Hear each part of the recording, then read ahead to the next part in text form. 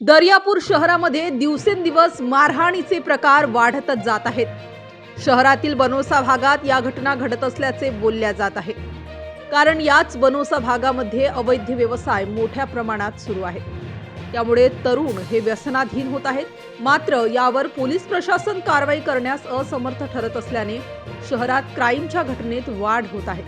अशी एक घटना काल सायंकाळी 10 वाजता 10च्या सुमारास शहरातील रेल्वे गेट परिसरात घडली आहे.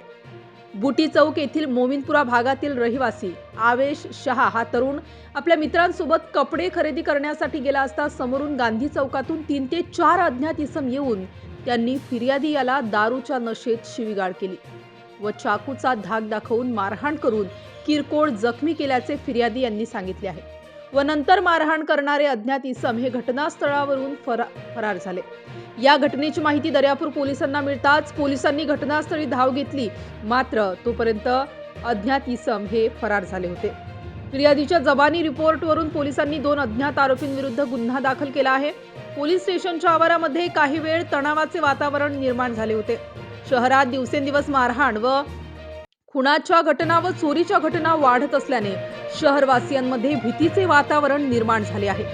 आता या गंभीर समस्यांकडे वरिष्ठ पोलीस अधीक्षक लक्ष देणार का हे सुद्धा पाहणे महत्त्वाचे ठरणार आहे.